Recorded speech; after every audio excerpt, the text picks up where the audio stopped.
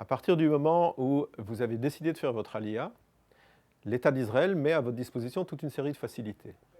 La première étant de vous offrir le billet d'avion, et la seconde étant principalement de faire toute la procédure d'immigration et d'intégration dans la société israélienne à votre descente d'avion. Vous recevrez votre carnet d'immigrants, ce qui est votre carnet d'ayant droit. Vous recevrez également votre carte d'identité. Vous serez à partir de ce moment-là citoyen israélien. Vous pourrez vous inscrire dans une caisse de santé. Tout ça se passe toujours à l'aéroport. Et on vous donnera une petite partie du pécule d'intégration, ce qu'on appelle le panier d'intégration, qui vous sera étalé sur une période de 6 mois à partir de la date de votre Aliyah. Et puis on vous dépose à la maison. C'est extrêmement simple, mais il y a énormément de choses que vous devez encore faire. La première sera évidemment de vous inscrire à l'Ulpan, où vous allez apprendre l'hébreu. Vous passerez par le ministère de l'Intégration pour recevoir le bon de gratuité pour l'Ulpan. Et puis, vous devez vous installer chez vous à la maison. Vous devez, par vos propres moyens, vous trouver un lieu d'habitation d'après votre bourse et d'après vos moyens.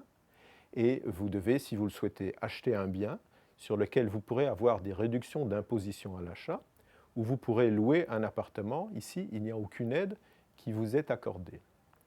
Une fois que ces choses-là sont faites, que vous avez appris l'hébreu, vous pourrez commencer à rechercher un travail. Vous aurez des réductions d'imposition sur votre salaire, que ce soit sur l'impôt direct donné sur votre salaire, puisqu'en Israël, les retenues sont faites à la source, ou que ce soit sur votre déclaration d'impôt, si vous êtes indépendant, un artisan, que vous remplissez une déclaration d'impôt en fin d'année, vous aurez droit à ces mêmes réductions pendant plus de 3 ans. Au fait, ces réductions sont pendant 3 ans et demi.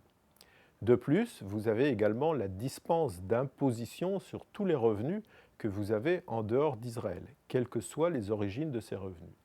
Attention, ça ne vous dispense pas d'imposition dans le pays d'où vous tirez ces revenus. Vous devez vérifier avec le pays d'origine s'il y a une imposition. Il y a des accords de non-double imposition, mais le fait de ne pas être imposé en Israël ne vous dispense pas d'imposition dans le pays d'où vous venez.